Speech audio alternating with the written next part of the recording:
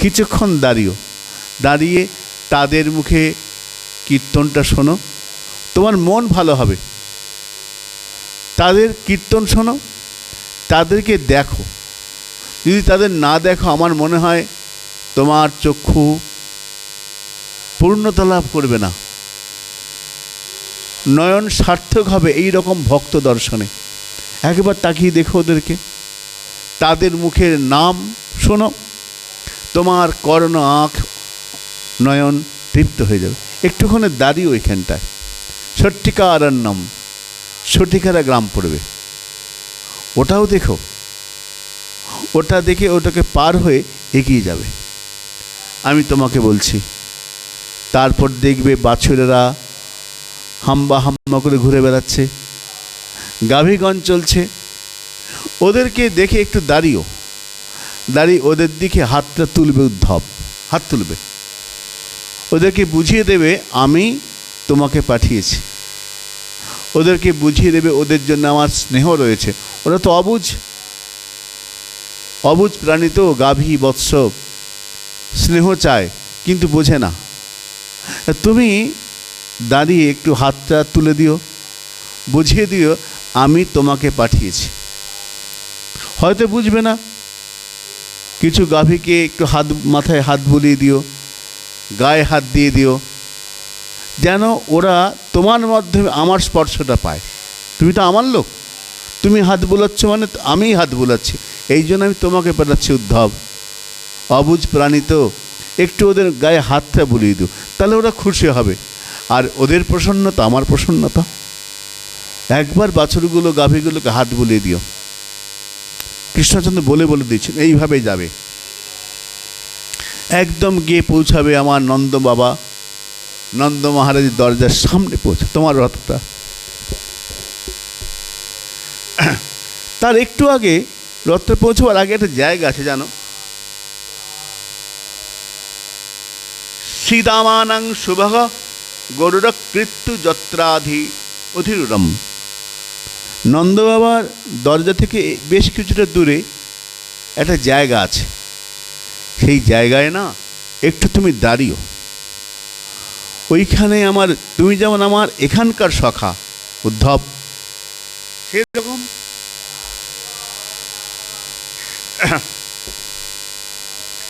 শ্রীদামানাং শুভগম গরুড় কৃত্য।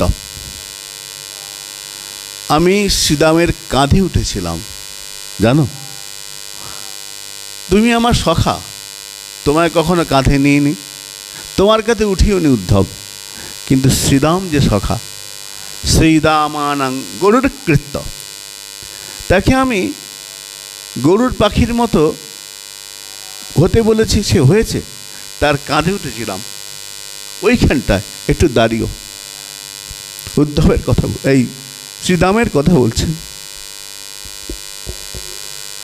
মমা শঙ্কস্ফুটম উপগতম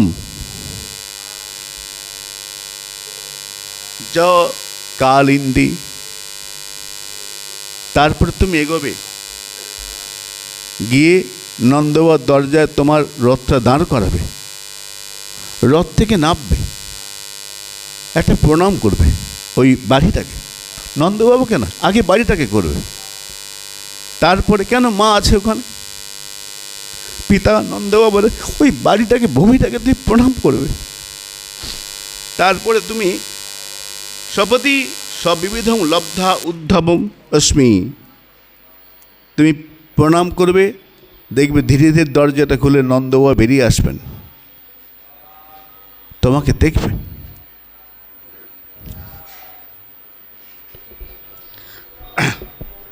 তখন তুমি নন্দবাবু, এটা আমার হয়ে, তোমার জন্য নয়, তোমার তুমি করতেই পারো, কিন্তু আমার হয়ে তুমি প্রণাম করবে।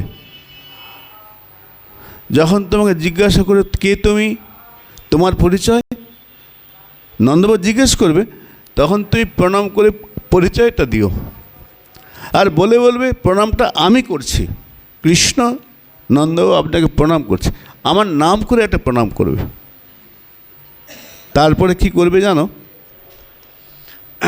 তুমি পরিচয় দেবে। কি বলবে? উদ্ধব তাকিয়ে আছেন জল ভরানের, কি বলবো? উদ্ধব কৃষ্ণকে দেখছেন, জল ভরা নেত্র। উদ্ধব দেখছেন কৃষ্ণের চোখেও জল। ব্রজের কথা বলছেন তো, উদ্ধবের চোখে জল, কৃষ্ণের চোখে জল। উদ্ধব অবাক হয়ে দেখছেন ভগবান, যিনি এত বড় বড় সিদ্ধান্ত না, এত বড় যুদ্ধ করেছেন, কুরুক্ষেত্রে যুদ্ধ করেছেন, যুদ্ধ পরিচালনা করেছেন, জরাসন্ধকে বধ করেছেন, সেই কৃষ্ণ, তার চোখে জল। তিনি বলছেন, যহ কালিন্দী বন বিহরদ্দাম কাম কলাবান।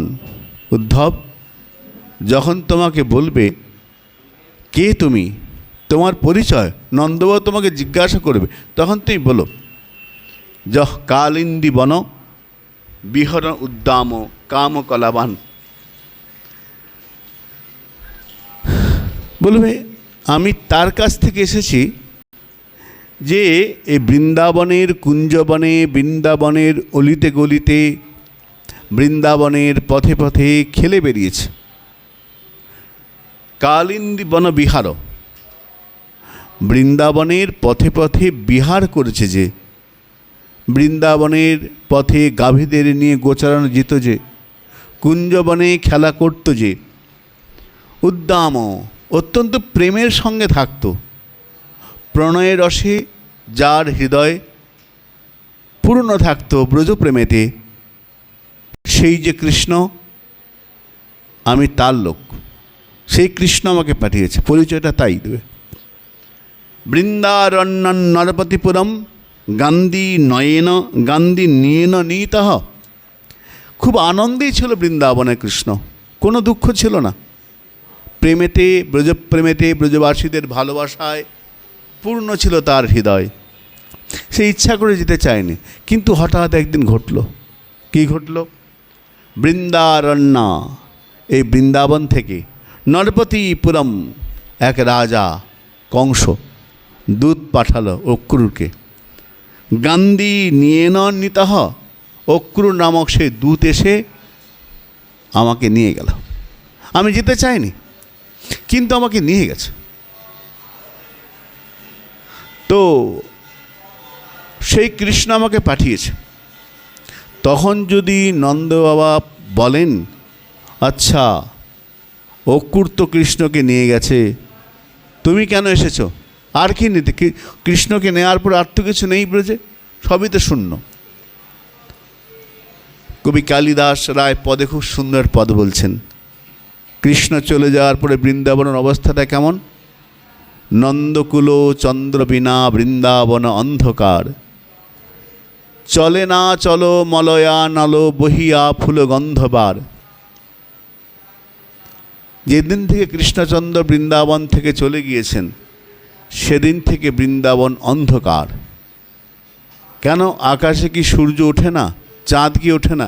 হ্যাঁ ওঠে, ওঠে, চাঁদ ওঠে, আলো দেয়, কিন্তু সেই রকম আগের মতো আনন্দ আর হয় না। বৃন্দাবন অন্ধকার, সূর্য উঠছে তবু অন্ধকার, চাঁদ উঠেছে তবু অন্ধকার। কেন? কৃষ্ণচন্দ্র নাই তাই। নন্দকুল চন্দ্র বিনা বৃন্দাবন অন্ধকার। শুধু অন্ধকার নয়, চলে না চলো মলয়া নল। কৃষ্ণ যতদিন বৃন্দাবনে ছিলেন ততদিন মলয় পর্বত থেকে বাতাস বইত।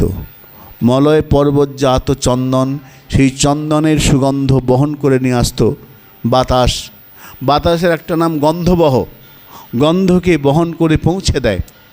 বাতাস নিজে কখনো গন্ধ নেয় না, গন্ধটাকে নেয় না, গন্ধটা বহন করে পৌঁছে দেয়। আগে এতদিন দিয়েছে কেন? বাতাস ভাবত আমি তো বাতাস, আমার প্রবাহিত হওয়াই স্বভাব, তা আমি যেটুকু গোবিন্দ সেবা করতে পারি। তাই মলয় পর্বতের চন্দনের সুঘ্রাণের দ্বারায় পরিব্যাপ্ত যে বাতাস, সুগন্ধি বাতাস, সেই বাতাস বৃন্দাবনে প্রবাহিত হতো। এখনও বাতাস হয়, কিন্তু ওই বাতাস আর আসে না, সে আর আসে না। চলে না চলো মলয়া নলো বহিয়া ফুল গন্ধবার। ফুলের গন্ধ নিয়ে আর বাতাস বৃন্দাবনে আসে না, কৃষ্ণ নেই তো। তাই যদি নন্দবাবা বলেন তুমি অক্রুদ্ধ কৃষ্ণকে নিয়ে গেল, তুমি আবার কেন এসেছো, তোমার উদ্দেশ্য কি? যদি প্রশ্ন করে উদ্ধব, তুমি তোমার পরিচয় দেবে, কুর্বন দৌতম প্রণয় সজীবস্তস্য গোপেন্দ্র শোনু। গোপেন্দ্র শোনু মানে হে নন্দ বাবা, হে নন্দ মহারাজ, আমি কুর্বন দৌত্যম কিছু সংবাদ নিয়ে এসেছি। দৌত্য কর্ম, দূত মানে সংবাদ বহন করে যায় রাজার কাছে। আমি দৌত্য কর্ম করতে এসেছি। কুর্বন দূতম, কুর্বন দৌত্যম, আমি কৃষ্ণের সংবাদ সন্দেশ নিয়ে এখানে এসেছি। কুর্বন দূতম। যদি নন্দবাবা প্রশ্ন করেন, সে তো এখন রাজা, তার তো অনেক দূত থাকতে পারে, তো তুমি কীরকম দূত?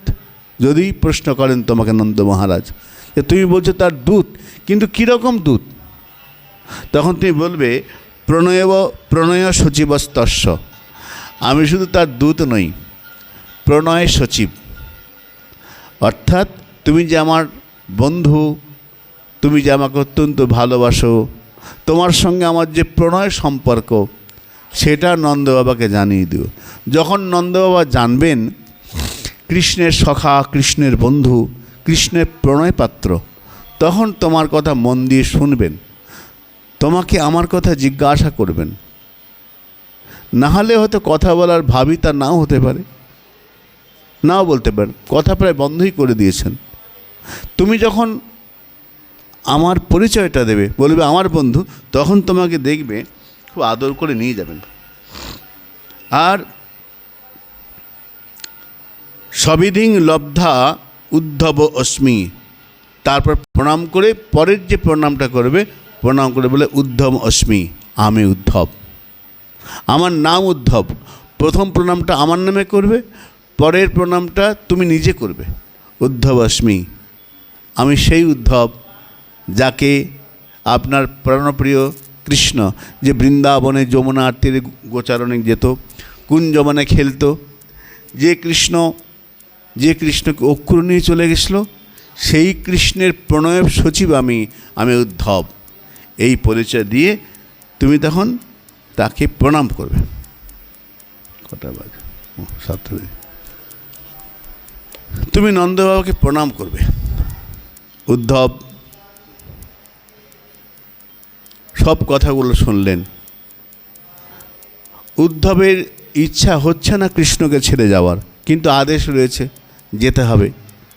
ইত্যুক্ত উদ্ধব রাজন সন্দেশং ভর্তুরার্দিত আদায় রথমারুহ্য প্রযোজৌ নন্দ গৌকুলম। উদ্ধব রথে উঠবেন, কিন্তু কৃষ্ণ একটু একটু হাঁটছেন সঙ্গে, উদ্ধব রথে উঠছেন না। কৃষ্ণ সঙ্গে সঙ্গে চলেছেন, কৃষ্ণের সঙ্গে হেঁটে হেঁটে আস্তে আস্তে এগিয়েছে। অর্থাৎ কৃষ্ণচন্দ্র উদ্ধবকে সঙ্গে একটু এগিয়ে দিচ্ছেন, পথ অনুগমন। চলো তোমাকে পথটা দেখিয়ে দিই, এই পথ দিয়ে তুমি যাবে। উদ্ধবের ইচ্ছা হচ্ছে না রথে ওঠার, কিন্তু উঠতে হবে, কৃষ্ণ বলেছেন রথে করে যাও। ইত্যুক্ত উদ্ধব রাজন, রাজা সুখদেব বলছেন, রাজা পরীক্ষিত শোনো, এইবার উদ্ধব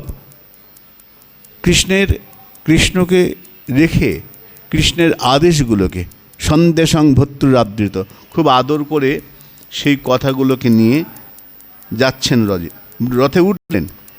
আদায় রথমারুহ্য প্রযোজৌ নন্দ গোকুলম, নন্দ গোকুলের উদ্দেশ্যে মথুরা ছেড়ে রওনা দিলেন উদ্ধব। পৌঁছালেন। কখন পৌঁছালেন? সন্ধ্যা হয়। সকালে বেরিয়েছেন ভোরবেলায়, রথে বেশিক্ষণ সময় লাগে না। কিন্তু আজ উদ্ধব যখন ব্রজের পথে প্রবেশ করছেন, ব্রজের যে শোভা, ব্রজের যে সৌন্দর্য, মাধুর্য উপভোগ করতে করতে আসছেন। ভোগ করতে গেলে সময় তো লাগবেই। দেখছেন না, ব্রজের প্রতিটি রাস্তা, বৃক্ষ সব আস্বাদন করতে করতে এগোচ্ছেন। প্রাপ্ত নন্দব্রজ শ্রীমান নিম্লোচতি বিভাবসৌ, বিভবসু মানে সূর্য, সূর্য ধীরে ধীরে অস্তাৎ চলে যাচ্ছে, সেই সময় মানে সন্ধ্যা হয়। বিভবসু যাচ্ছেন কেমন করে, টিকায় ভারী সুন্দর বলছেন।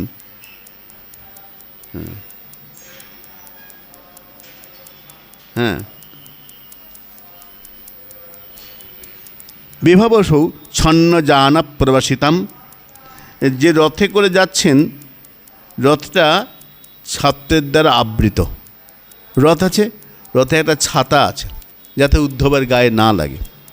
ছচ্ছন্ন জানম, যাচ্ছেন প্রবেশিতাম, প্রবেশ করছেন। আর উদ্ধব ভাবছেন যে আমি ব্রজে প্রবেশ করছি, সারাদিন মথুরায় বেরিয়েছেন সকালবেলায়, বিকাল হয়ে এসছে। উদ্ধব ভাবছেন আমি প্রবেশ করব, এখন বৃন্দাবনে প্রবেশ করব। এটা আসন দিতে বল, দাদা এসছে, একটা আসন দাও। তো উদ্ধব ভাবছেন বৃন্দাবনে প্রবেশ করব, কিন্তু ধামে প্রবেশ করব, সারাদিন ঘুরে ঘুরে আসছি, একটু পবিত্র ভূমিতে প্রবেশ করতে গেলে স্নান করে গেলে ভালো হয়। উদ্ধব মনে মনে ভাবছেন আমি যে কোনো জায়গায় যাচ্ছি না, আমি তো প্রবেশ করছি বৃন্দাবনে, তো একটু পবিত্র হয়ে ঢুকলে ভালো হতো না, একটু স্নান করে গেলে ভালো হতো, নন্দ বাবার ঘরে পৌঁছাবো, ব্রজে প্রবেশ করছি, তো স্নান করতে পারলে ভালো হতো, পবিত্র হতাম, শুদ্ধ হতাম। এই যখন মনে মনে ভাবছেন, হঠাৎ দেখছেন পশুনাঙ্কুর রেণুভিহি, তার সামনে দিয়ে অনেকগুলো গাভী ছুটে চলে গেল। গাভীগুলো যখন ছুটে গেল তখন গাভীদের খুঁড়েতে কিছু ধুলা উঠল। খুরো রেণুভি, সময়টা কখন? বিকালবেলায়। লগ্নটা কি? গোধূলি লগ্ন। গোধূলি লগ্ন, গাভীগুলো ছুটে গেল, গাভীর পায়ের খুঁড়েতে ধুলা উঠল, সেই ধুলা লাগলো উদ্ধবের গায়েতে, সম্পূর্ণ শরীরটা ধুলি ধূসরিত হয়ে গেল উদ্ধবের। তিনি একটু আগে মনে মনে ভাবছিলেন স্নান না করে ধামে প্রবেশ করা হয়তো ঠিক হবে না, ভগবানের ধামে প্রবেশ করছি, বৃন্দাবনে প্রবেশ করছি, ব্রজদহে প্রবেশ করছি, আমাকে শুদ্ধ হয়ে যাওয়া উচিত, মনে মনে ভাবছিলেন। ঠিক সেই সময় ব্রজের গাভীগণ অন্তর্যামী গুণে জানতে পেরে উদ্ধবের মনোবাসনা পূর্ণ করবার জন্য স্নান করিয়ে দিলেন। কিসে স্নান? গোধূলিতে। আমাদের শাস্ত্র বললেন 7 রকম স্নান আছে। অবগাহন স্নান, ডুব দিয়ে স্নান। দিব্য স্নান, আকাশে সূর্য উঠেছে, ওই সময় বৃষ্টি পড়ছে, তো সূর্য আছে, বৃষ্টি পড়ছে, এই সময় ওই বৃষ্টির জল যদি কারো গায়ে লাগে তাকে বলে দিব্য স্নান।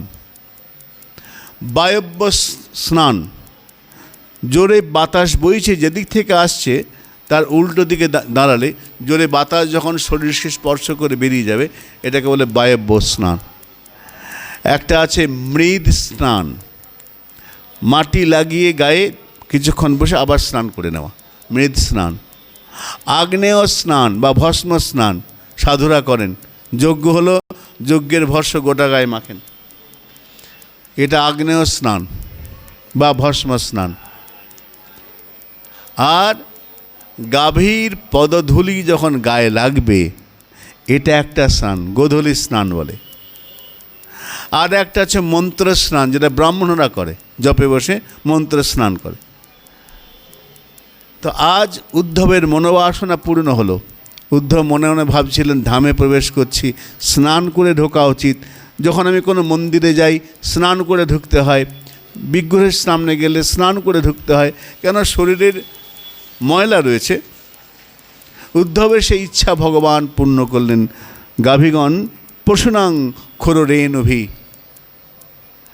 গাভীদের পদধূলিতে উদ্ধব স্নান করলেন।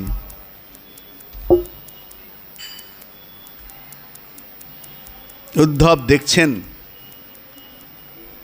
গোদাহনা শব্দাভীর নুনাং নিঃশনেন গায়ন্তেভিশ্চ কর্মাণি শুভানি বলকৃষ্ণয় স অলঙ্কৃতা গোপী গোপৈশ্চ সুবিরাজিতম উদ্ধব তাকিয়ে দেখছেন আশেপাশের ঘরে গোদহনের শব্দ হচ্ছে, গোদহনের শব্দ হচ্ছে, ব্রাহ্মণগণ মন্ত্রোচ্চারণ করছেন,